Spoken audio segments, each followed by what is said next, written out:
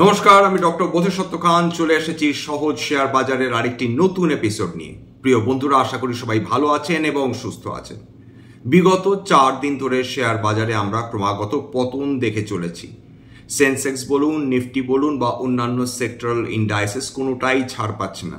কি large cap, কি mid cap, কি স্মল ক্যাপ, সমস্ত সেক্টর বা সমস্ত ইন্ডাইসেস ধরেই আমরা পতন দেখছি। এমনকি যে ফিউচার যে সেক্টর অর্থাৎ ফিউচার যে সেক্টরসগুলো মানে যেগুলো সানরাইজ সেক্টরসগুলো যে হিসাবে যেগুলো অভিহিত করা হয়, যে সেক্টরসগুলোতে আমরা নিয়মিত হারে আমরা দারুণ উত্থান দেখে চলেছিলাম অন্তত সপ্তাহখানেক আগেও, তারাও কেমন যেন ম্রিয়মান দেখাচ্ছে। অর্থাৎ কখনো সেমিকন্ডাক্টর র্যালি করছিল, তো কখনো শিপ বিল্ডিং র্যালি করছিল, তো কখনো ডিফেন্স র্যালি করছিল, এবং জিএসটি রেট কাটের ফলে অটো এবং ফাস্ট মুভিং কনজিউমার গুডসেও ভালো উৎসাহ এসেছিল। কিন্তু বিগত 4 দিনে মার্কেট যেন উৎসাহ পাচ্ছে না। 25,500 যেটা একটা সাইকোলজিক্যাল ব্যারিয়ার বা রেজিস্ট্যান্স যাই বলুন না কেন, সেখান থেকে যে বারবার রিট্রেস করে যাচ্ছে বাজার, এটা নিশ্চয় এতদিনে আমরা সবাই বুঝতে পেরে গিয়েছি। ওই 24,500 এবং 25,500 যে রেঞ্জটা, সেটা কন্টিনিউয়াসলি বাজার অনার করে চলেছে। তার পেছনে নিঃসন্দেহে বেশ কয়েকটি কারণ রয়েছে। এর মধ্যে সবচেয়ে বড় কারণ নিঃসন্দেহে ভারত এবং আমেরিকার মধ্যে যে বাণিজ্যিক চুক্তি, তার মধ্যে অনিশ্চয়তা। এ ব্যাপারে তো কোনো সন্দেহ নেই। শুধু তাই না, ভারতবর্ষের প্রতি বিদ্বেষ থেকে বলুন বা আমেরিকার স্ট্র্যাটেজি অনুযায়ী তারা ভারতের ক্রমাগত শত্রুতা করে চলেছে, এটাও একটা দুশ্চিন্তার কারণ হয়ে দাঁড়াচ্ছে যারা শর্ট টার্ম ইনভেস্টার্স বা যারা ট্রেডার্স। 3 নম্বর, যদি খেয়াল করে দেখেন যে কমোডিটি প্রাইসগুলো কিন্তু সাধারণ মানুষের দুশ্চিন্তা বাড়িয়ে চলেছে। রুপোর দাম 1,32,000 টাকা প্রতি কিলো ভাবা যায়। সোনার দাম 1,13,000 টাকা ছাড়িয়ে গিয়েছে। কোনো রেসপাইটের সুযোগ নেই। অন্যদিকে জেরম পাওয়েল তিনি আমেরিকান শেয়ার বাজারকে তিনি এক্সপেন্সিভ বলার পর বিগত কাল আমেরিকার বিভিন্ন যে ইন্ডাইসেসগুলো ছিল সেখানেও একটা পতন আমরা দেখেছিলাম, যদিও আজকে হালকা পজিটিভে তাদের মার্কেট শুরু হয়েছে। কিন্তু এ ব্যাপারে তো ডেফিনেটলি কোনো সন্দেহ নেই, আমেরিকাতে আপাতত ইন্টারেস্ট রেট কমাবার ফলে সাধারণ মানুষ উৎসাহিত হলেও তাদের বিশেষজ্ঞদের চিন্তার শেষ নেই। এই ট্যারিফ ট্যান্ট্রাম কোথায় তাদের নিয়ে যাবে এবং গোটা বিশ্বকে কিভাবে ডোবাবে, সেটা নিয়ে অর্থনীতিবিদরা বারবার বলে চলেছেন এবং ইনফ্লেশনের কথা বলে চলেছেন। এই ট্যারিফ থেকে যে বিপুল ইনফ্লেশন আসতে পারে আমেরিকাতে এবং সেটা সার্বিকভাবে জনসাধারণকে কিভাবে তাদেরকে মারাত্মক অসুবিধায় ফেলতে পারে, সেটা নিয়েও তারা নিজেদের দুশ্চিন্তার কথা তারা জানিয়েছেন। 3 নম্বর, আমেরিকাতে লুমিং রিসেশনের কথা কেবল ইকোনমিস্টরা নয়, তাদেরই নিজস্ব ক্রেডিট রেটিং এজেন্সিজ এবং তারা কিন্তু বিশ্ববিখ্যাত। তার মধ্যে মুডিজ রয়েছে, ফিচ রয়েছে, স্ট্যান্ডার্ড অ্যান্ড পুওর রয়েছে, এরকম বহু তার ক্রেডিট রেটিং এজেন্সিস তারা কিন্তু বলছে একটা রিসেশন আসার সম্ভাবনা 35 থেকে 50 বা 60% অবধি সামনের কয়েক বছরে। খুব স্বাভাবিকভাবে যদি অত্যাধিক দাম বৃদ্ধি হয় ট্যারিফের কারণে আমেরিকাতে, সেক্ষেত্রে সাধারণ মানুষ তাদের যতই ক্ষমতা থাকুক না কেন, তারা সেকেন্ড টাইম ডিসক্রিশনারি আইটেমস কিনতে তারা নিঃসন্দেহে হেজিটেন্ট হবেন। এ ব্যাপারে তো কোনো দ্বিমত নেই। ভারতবর্ষের ক্ষেত্রে কমোডিটিগুলো শুধু যে সোনার উপর র্যালি করছে তা না, কপারের দিকে খেয়াল করে দেখুন। কপারকে বলা হচ্ছে দ্য নেক্সট মেটাল, অর্থাৎ ভবিষ্যতের metal. Renewable energy, electric vehicles, electric batteries, কোথায় না কপার লাগছে। যে কপার কেবলমাত্র উদাহরণ হিসাবে, প্লিজ রিকমেন্ডেশন হিসেবে নেবেন না। আলোচনার ক্ষেত্রে হিন্দুস্তান কপার নিয়ে আমরা একটু আলোচনা করে দেখি। হিন্দুস্তান কপার 2007-এ সেই যে তার সর্বকালীন উচ্চতা ছুঁয়েছিল, তারপর 18 বছর পেরিয়ে গেছে, এখনো হিন্দুস্তান কপার কিন্তু তার সর্বকালীন উচ্চতা ভেঙে ওপরে উঠতে পারেনি। কারণ কপার এই পিরিয়ডটা, অন্তর্বর্তী পিরিয়ডটা দীর্ঘ সময়, যদিও প্রায় 20 বছর ধরে নিচ্ছি তর্কের খাতিরে, এখানে কপার নিয়ে কোনো উৎসাহের আলাদা করে কারণ ছিল না। কপারের প্রভূত ইন্ডাস্ট্রিয়াল ইউজ ছিল, কিন্তু যেভাবে কপারের অত্যন্ত ডিমান্ড হাই হয়ে গিয়েছে, যেভাবে প্রত্যেকটা রিনিউয়েবল এনার্জির যে সাবসেক্টরস তাতে কপারের প্রয়োজন হয়ে পড়ছে, সেই কারণে কপারের যা ডিমান্ড এবং যা সাপ্লাই তার মধ্যে বড় গ্যাপ তৈরি হচ্ছে। কপার দিনের পর দিন কিন্তু উত্থান দেখে চলেছে অ্যাজ আ মেটাল, এবং বিশ্বজুড়ে কপারের যে বিভিন্ন মাইন্সগুলো রয়েছে, খনিগুলো, সেগুলো একের পর এক বন্ধ হয়ে চলেছে। সেটাও একটা দুশ্চিন্তার কারণ যে রিনিউয়েবল এনার্জিকে যদি চালাতে হয়, কপার এই মুহূর্তে এমন একটা মেটাল যেটা ছাড়া রিনিউয়েবল এনার্জি যে প্রজেক্টসগুলো সেগুলো চালানো কার্যত অসম্ভব। সুতরাং যত দিন যাবে, যত কপারের ডিমান্ড বাড়বে, তত কিন্তু কপারের ভ্যালু বাড়বে, কপার অ্যাজ এ মেটাল। এবং খুব স্বাভাবিকভাবে যারা এই মেটালটা প্রডিউস করে বা ব্যবসা করে সেই কোম্পানিজগুলোর ভ্যালুয়েবল হয়ে ওঠার সম্ভাবনাটাই বেশি বলে বিশেষজ্ঞরা মনে করছেন। এছাড়া তেলের কথা ভাবুন, তেল আজকের দিনেও 1.67% উত্থান দেখে ফেলেছে, 5,726 টাকা প্রতি ব্যারেল 20 অক্টোবর এক্সপায়ারি এমসিএক্স এর ক্রুড অয়েলের কথা বলছি, সেটা ট্রেড করছে।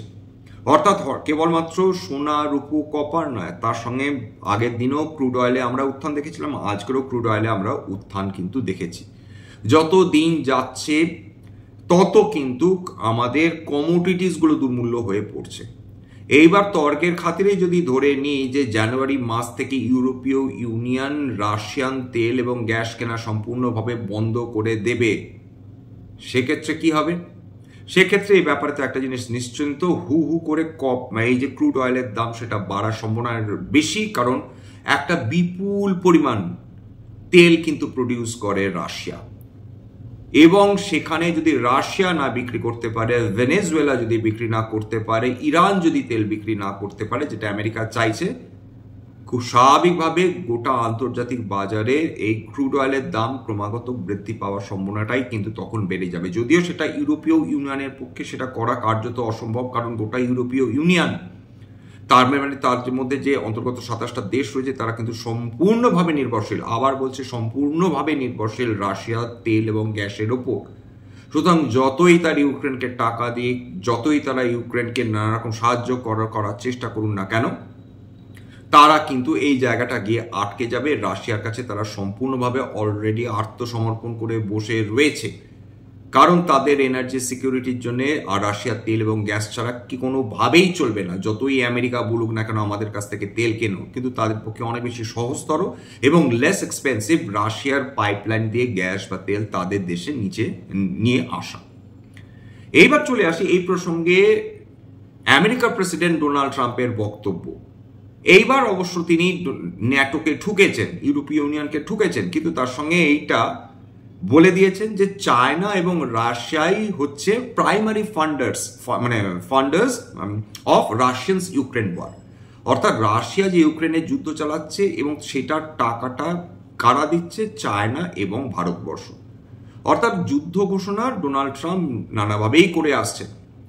বারবার যতই আমরা দেখি না কেন আমেরিকা মুখে বলছে যে চুক্তি, অর্থাৎ বাণিজ্যিক চুক্তির কথা ভালোই এগোচ্ছে, যতদিন না সেটা হচ্ছে, যতদিন না ভারতের ওপর থেকে এই স্যাংশনস তুলে নেওয়া হচ্ছে বা ট্যারিফ কমানো হচ্ছে, ততদিন মানুষের কাছে এই ধরনের কথা বিশ্বাসযোগ্য ঠেকবে না। এবং এরকম করলেও মানুষ তাদেরকে কতখানি বিশ্বাস করবে সেটা তো কোটি টাকার প্রশ্ন, কারণ অতীতে বারবার ঘা খেতে খেতে মানুষ এটা শিখে গিয়েছে যে মানুষের, অর্থাৎ বিভিন্ন দেশ যারা ভারত বিরোধী, তাদের কথায় মিষ্টি কথায় বললে চলবে না। এইবার চলে আসি হচ্ছে ভারতবর্ষর অবস্থা বর্তমানে। এই যে কারেকশনটা, এটা কি মারাত্মক আশঙ্কার কথা, অর্থাৎ বিনিয়োগকারীদের জন্য কি মারাত্মক চিন্তার কথা? প্রথম কথা আমাদের বুঝতে হবে যে ভারতবর্ষের জন্য যতই ক্রুড অয়েলের দাম বাড়ুক না কেন, ক্রুড অয়েল এমন জায়গায় মোটেই যায়নি যেখানে ভারতের অর্থনীতিকে দারুণভাবে ক্ষতিগ্রস্ত করতে পারবে। 2 নম্বর, আবার রিটারেট করছি, ভারতবর্ষের ইনফ্লেশন, সেটা WPI ইনফ্লেশন এবং CPI ইনফ্লেশন দুটোই এতটাই নিচে রয়েছে, রিজার্ভ ব্যাংক অফ ইন্ডিয়ার কাছে স্বস্তির জায়গা 4%। অর্থাৎ CPI inflation, reserve bank of ইন্ডিয়ার কাছে WPI তত গুরুত্বপূর্ণ না যতটা গুরুত্বপূর্ণ CPI, consumer price index inflation. সুতরাং সেইটা যতক্ষণ 4% নিচে রয়েছে, রিজার্ভ ব্যাংক অফ ইন্ডিয়া একটা স্বস্তির নিঃশ্বাস ফেলে বসে থাকবে। সেই ইন্টারেস্ট রেট তারা কমাক নাই কমাক, অক্টোবরের 1 তারিখে আমরা জানতে পারবো RBI ফার্দার কোনো ইন্টারেস্ট রেট কমাবেন কিনা। সেটা তো এখন আর কয়েকদিনের অপেক্ষা, তারপরে আমরা জেনে যাব। আপাতত যে অবস্থায় দাঁড়িয়ে রয়েছে, ইনফ্লেশন দারুণ স্বস্তিদায়ক। 2 নম্বর, আন্তর্জাতিক বাজারে ক্রুড অয়েলের দাম সামান্য কিছুটা বৃদ্ধি পেল, আপাতত কিন্তু কোনো দিক থেকেই ভারতের অর্থনীতিকে আঘাত করার মতন জায়গায় নেই। 3 নম্বর, জিএসটি রেট কমানো একটা সিগনিফিকেন্ট একটা রিফর্ম বলা যেতে পারে, এটার প্রয়োজন ছিল এবং মানুষজন কেবল ফাস্ট মুভিং কনজিউমার গুডস নয়, ফাস্ট মুভিং কনজিউমার গুডস সেটা এমনিতেও বিক্রি হবে, অমনিতেও বিক্রি হবে, তার কারণ তার দাম বেশ কম, যেটার ফলে বিভিন্ন সেক্টরস উপকৃত হবে। তার মধ্যে নিঃসন্দেহে একটা রিয়েল এস্টেট এবং 2 নম্বর হচ্ছে অটো সেক্টর। এই দুটো সেক্টর সবচেয়ে বড় বেনিফিশিয়ারি হবে এবং এর সঙ্গে অ্যালাইড সেক্টরসগুলো তারাও উপকৃত হবে নিঃসন্দেহে। কারণ যদি রিয়েল এস্টেটের যদি বেশি বিক্রি বাটা হয়, অটোতে বেশি বিক্রি বাটা হয়, তার সঙ্গে অ্যালাইড বা অ্যাসোসিয়েটেড সেক্টরস যেগুলো রয়েছে, অটো অ্যান্সিলিয়ারিজ রয়েছে, টায়ার্স রয়েছে, পেন্টস রয়েছে, হাউস বিল্ডিং মেটেরিয়ালস রয়েছে, সিমেন্ট রয়েছে, স্টিল রয়েছে প্রভৃতি। সুতরাং এই যে ইনফ্রাস্ট্রাকচার তো অবশ্যই। সুতরাং দুটো মেজর সেক্টর যদি দারুণভাবে উপকৃত হয়, তার সঙ্গে অ্যালাইড বা অ্যাসোসিয়েটেড সেক্টরসগুলোতেও র্যালি বা উৎসাহ ফিরে আসার সম্ভাবনা প্রবল। আপাতত যেটা আমরা দেখতে পাচ্ছি যে মার্কেটের ওই ট্রেন্ডই বজায় রয়েছে, 25,500 অব্দি যাচ্ছে, তারপর কারেকশন আসছে কয়েকশো পয়েন্ট, আবার একটা নতুনভাবে র্যালি শুরু হচ্ছে। এছাড়া যে কারণে বাজারে সেই স্বস্তি ফিরছে না, সেটা হচ্ছে এফআইআইস ক্রমাগত কিন্তু তারা বিক্রি বাটা করে চলে যাচ্ছে এবং সেটা আমরা ক্রমাগত দেখছি। আজকের 24শে সেপ্টেম্বরও এফআইআইসরা প্রায় 2,425 কোটি টাকার শেয়ার বিক্রি করেছে এবং গোটা যদি মাসটা দেখেন সেপ্টেম্বর মাসে এখন অব্দি এফআইআইসরা 19,458 কোটি টাকার শেয়ার বিক্রি করেছে। এফআইআইসরা বিক্রি কিন্তু তারা থামায়নি, গত 1 বছর লাগাতার বিক্রি করে চলেছে, এখনো করে চলেছে এবং মানে 1 বছর ধরে যে পরিমাণ বিক্রি করেছে, কয়েক লক্ষাধিক কোটি টাকার শেয়ার কিন্তু তারা বিক্রি করেছে। নতুনভাবে তাদের ফিরে আসার এখনো কিন্তু কোনো রকম ইঙ্গিত তারা দিচ্ছেন না। তবে ডিআইআইসরা বাঁচিয়ে দিচ্ছে, 44,790.87 কোটি টাকার শেয়ার তারা কিনেছেন, ফলে ডিআইআইসরা মার্কেটকে ধরে রেখেছে এটা বলা যেতে পারে। অর্থাৎ যে কারণে আমেরিকা যেভাবে আমাদের পেছনে লেগেছে, যেভাবে আমাদের ক্ষতি সাধন করার চেষ্টা করে চলেছে, তার ফলে স্বাভাবিকভাবে এবং ডিআইআইসরা বিক্রি করে এফআইআইসরা বিক্রি করে চলে যাচ্ছে, তার ফলে খুব স্বাভাবিকভাবে এটা মনে হতেই পারে যে বাজারের আরও তো নিচে নেমে যাওয়ার কথা ছিল, সেটা হচ্ছে না, কারণ একবারে ঢাল হয়ে দাঁড়িয়ে আছে কিন্তু আমাদের ডিআইআইস বা ডোমেস্টিক ইনস্টিটিউশন ইনভেস্টার। এবার সমস্ত সেক্টরে আজকে তো পতন ডেফিনেটলি দেখেছেন, বিভিন্ন যে সেক্টরসগুলো রয়েছে এবং ইন্ডাইসেসগুলো, মেজর ইন্ডাইসেসগুলোর মধ্যে নিফটি আজকের কোনো মতে 25,000 ওপর বন্ধ হয়েছে, 25,056.9 পয়েন্টে। বিএসসি সেন্সেক্স 81,715, 82,000 পয়েন্টের নিচে নেমে গেছে, আজকে 386 পয়েন্টের কাছাকাছি কারেকশন। নিফটি ব্যাংকেও আজকে বড় কারেকশন আছে, 0.7%। নিফটি আইটি, সেটা নিয়ে নতুন কিছু বলার নেই, দুর্বলতা ছিল, দুর্বলতা পারসিস্ট করছে, 0.72%। এছাড়া নিফটি অটোতে 1.15% পতন, ক্যাপিটাল গুডসে 1.09% পতন, বিএসসি হেলথ কেয়ার যদি দেখেন 0.61% পতন, বিএসসি মেটালসেও পতন এসছে 0.71% পতন। 52 সপ্তাহে নিম্নস্তর ছুঁয়েছে 3টে গুরুত্বপূর্ণ কোম্পানি বলা যেতে পারে। প্রাজ ইন্ডাস্ট্রিজ বহু দিন ধরে, বহু মাস ধরে আন্ডার পারফর্ম করে চলেছে, অথচ এটা প্রয়াত রাকেশ ঝুনঝুনওয়ালার মানে পোর্টফোলিওর অন্যতম প্রিয় একটি স্টক ছিল। শেষ পর্যন্ত উনি আর সহ্য না করতে পেরে বিক্রি করে দেন। সেই প্রাজ ইন্ডাস্ট্রিজ, যেটাকে ভবিষ্যতের সেক্টর হিসেবে ধরা হতো, সেইটা আজকে লিটারেলি কিন্তু খাবি খাচ্ছে। Orion pro solutions, barbecue Nations, একটা আইটি কোম্পানি, একটা ডেফিনেটলি সার্ভিস রেস্টুরেন্ট। সুতরাং এরা তিনটে আজকে কিন্তু 52 সপ্তাহের নিম্নস্তর ছুঁয়ে গিয়েছে। তবে এটা মারাত্মক চিন্তার কিছু নেই, কখনো কখনো কিছু কোম্পানিজ উত্থান দেখবে, কিছু কোম্পানিজ পতন দেখবে। ওভারঅল কি যদি খেয়াল করে দেখেন, 52 সপ্তাহের উচ্চতা বহু স্টক কিন্তু তারা ছুঁয়ে গিয়েছে। 52 সপ্তাহের নিম্নস্তর কিন্তু এখনো অবধি কম শেয়ারসই ছুঁয়েছে। কালকের আবার আমাদের দেখতে হবে, অর্থাৎ বৃহস্পতিবার মার্কেট, মানে সেই অর্থে মার্কেটে কিন্তু কোনো ভীতি নেই, মজার ব্যাপার, মানে সেই অর্থে যে দারুণ ভয় পেয়ে শেয়ার বিক্রি করে দিচ্ছেন কনজিউমার্সরা, এমনটি কিন্তু হচ্ছে না। আবার মারাত্মক উৎসাহ নিয়ে মানে সমস্ত কনজিউমার্সরা মানে তারা শেয়ার্স কিনছেন বা বিনিয়োগকারীরা শেয়ার্স কিনছেন, এমনটিও কিন্তু হচ্ছে না আপাতত মার্কেটে। এবং সবচেয়ে মজার ব্যাপার সেটা হচ্ছে মার্কেট 4 দিন ধরে পতন হচ্ছে নিঃসন্দেহে, কিন্তু আজকের ভেক্স ভোলাটিলিটি ইন্ডেক্স কিন্তু নেগেটিভে, অর্থাৎ ভোলাটিলিটি কিন্তু সিগনিফিকেন্টলি আজকে কমে গেছে। সেটা ভেরি গুড সাইন, কারণ যখনই একটা দেশে ভোলাটিলিটি ইন্ডেক্স সেটা কমে যায়, সেটা কিন্তু ট্রেডার্সদের জন্য ভালো, শর্ট টার্ম ইনভেস্টার্সদের জন্যও ভালো। হ্যাঁ, লং টার্ম ইনভেস্টার্সরা এটা নিয়ে চিন্তা করেন না, কারণ এই ছোট ছোট ম্যাক্রো ইকোনমিক ইভেন্টস বা প্রত্যেকদিন কেন শেয়ার বাজার কেন উঠছে কেন নামছে এটা নিয়ে তারা আদেও বদার না। তাদের লং টার্ম স্টোরি থাকে, লং টার্ম ভিশন থাকে, এবং তারা মেজর ভালো কোয়ালিটি কোম্পানিতে তারা ইনভেস্ট করে নিশ্চিন্তে বসে থাকেন, রাতের ঘুম তাদের নষ্ট হয় না। যাই হোক, এখানে শেষ করছি স্ট্যান্ডার্ড ডিসক্লোজার। সেটা হচ্ছে যে কোম্পানিগুলো নিয়ে আলোচনা করলাম সেইগুলো নিয়ে তার মধ্যে কিন্তু কোনো কোম্পানিতে আমার বা আমার পরিবারের বিনিয়োগ নেই। এইটা গেল একটা। এবং স্ট্যান্ডার্ড ডিসক্লেমার, এইটা কেবলমাত্র একটা এডুকেশন চ্যানেল বাঙালি বিনিয়োগকারীদের ইনভেস্ট অ্যাওয়ারনেস বৃদ্ধির জন্য।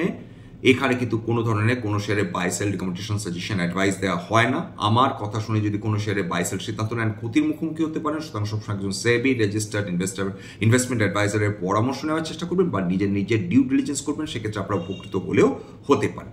সবার শেষে যেটা বলি, যদি এই ধরনের এপিসোড সত্যি মনে হয় আমাদের বাঙালি ভাই বোনদের জীবনে কিছু মাত্র ভ্যালু অ্যাড করতে পারছে, প্লিজ নিজের গ্রুপে শেয়ার করে দেবেন, যাতে বহু বাঙালি বিনিয়োগকারীর কাছে এটা পৌঁছে যায় এবং তারা উপকৃত হন। এবং প্লিজ একটা লাইক দেবেন, প্লিজ সাবস্ক্রাইব করবেন। আজকের জন্য নমস্কার।